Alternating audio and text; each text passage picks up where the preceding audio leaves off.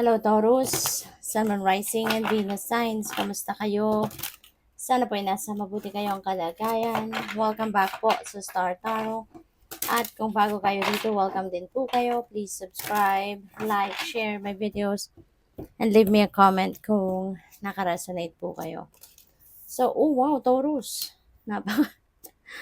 Napakaganda ng panimula ninyong mensahe because this is Wheel of Fortune. So, siswertehin kayo. Merong magandang pagbabago na magaganap sa buhay ninyo. Okay?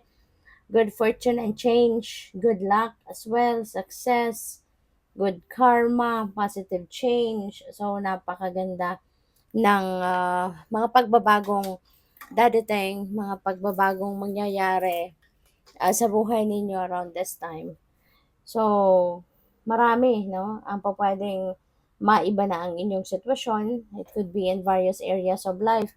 Maring hindi lang iisang area of life ang pwedeng magbago, pwedeng marami, pwedeng yung iba-iba, no? Iba't ibang area ng buhay ninyo magkakaroon ng pagbabago. Maaring yung isang pagbabago sa isang area of life ninyo magkaroon ng parang chain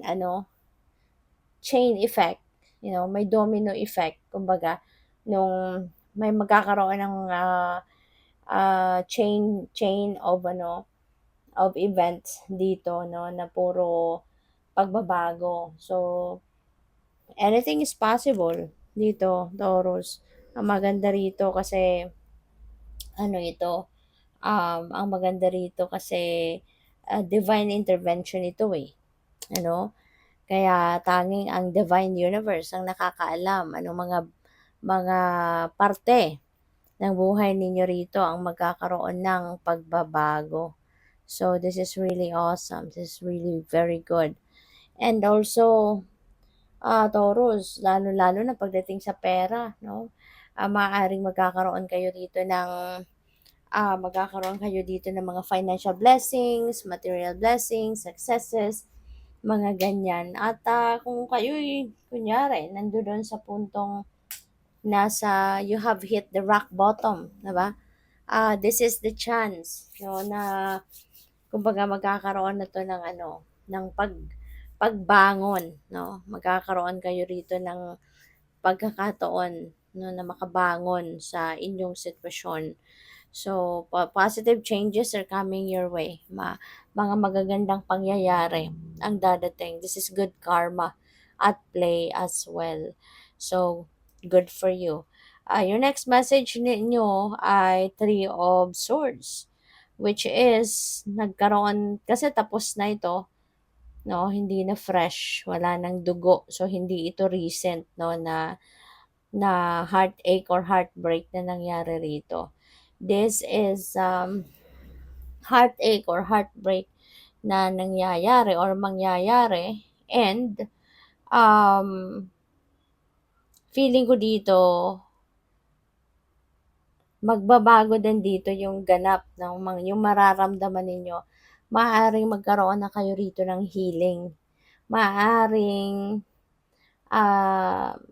sa ngayon magigising na din kayo sa katotohanan na anong mangyayari sa inyong maganda if you are going to dwell on this heartache or heartbreak, hindi ba?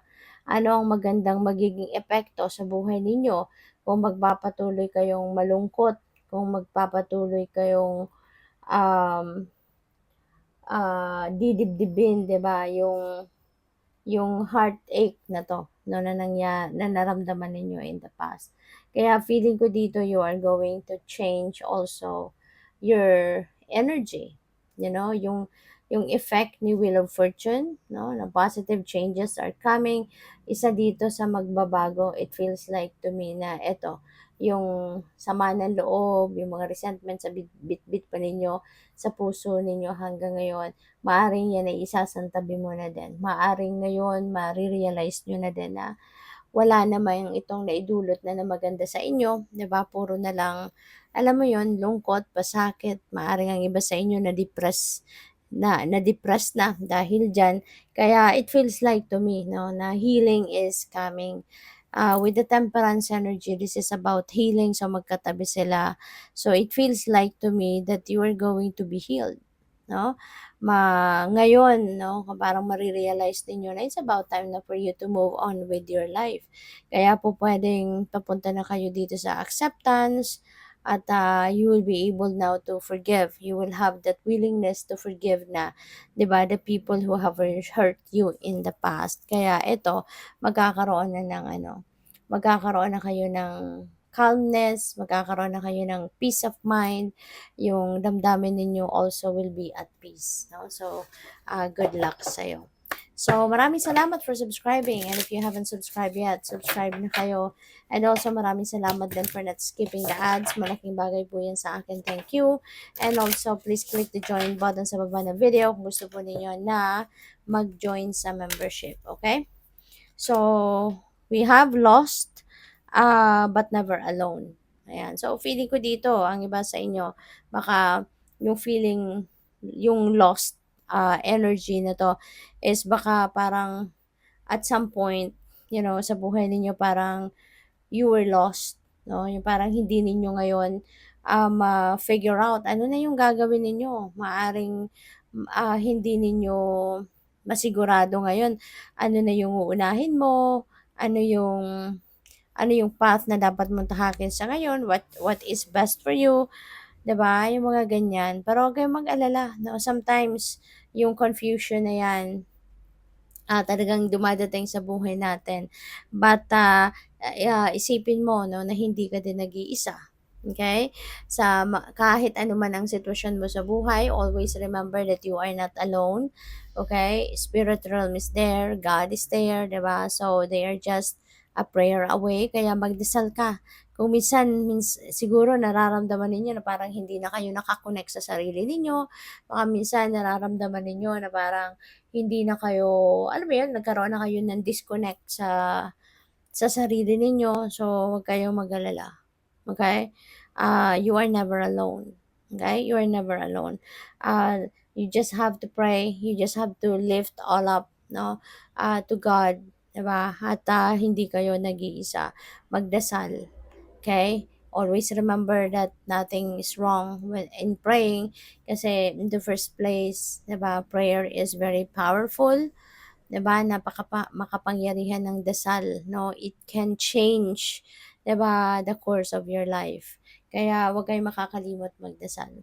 So we have you came to serve. Okay? You came to serve. Ito yung purpose mo. Isa sa mga purpose mo to be of service to people. And it feels like to me the reminder na ito sa inyo na this is your mission in your life. Sa ngayon, this is your purpose, no? You are here to serve other people in many different ways, no? Kung ano man ang binigay sa iyo ng universe na magagamit ninyo para makatulong kayo sa ibang tao, yun ang gagamitin ninyo. It feels like to me na ang iba sa inyo, o pwede rin, no, na nagawa na ninyo to dati. Mayroon na kayong mga tinulungang mga tao. Pero sa ngayon, reminder, nare-remind kayo na you are here to be of service to people. Don't fear change, embrace it and grow. Okay? Huwag kayong matakot sa pagbabago. Kasi, 'di ba, with the wheel of fortune, there are so many different areas of life na maaaring magbago. Maraming transition ang magaganap, maaaring shifts, maraming shifts ang pupwedeng mangyari dito. There could be a major shift na pwedeng mangyari dito sa buhay mo. Kaya huwag kayong matakot, no, sa pagbabago. Mag-push, embrace ninyo, i-appreciate ninyo. Kasi yung pagbabago naman na yan, 'di ba? That is for the better. Yung pagbabago naman na yan is pa-progress, pa-asenso tayo, pa-prosper. 'Di ba? Hindi naman tayo paatras. 'Di ba? Pag nagbabago tayo, hindi tayo paatras. Magkus, pag nagbabago tayo, that is moving forward or moving on. So, good luck sa'yo. Thank you for watching. Love and light. Namaste.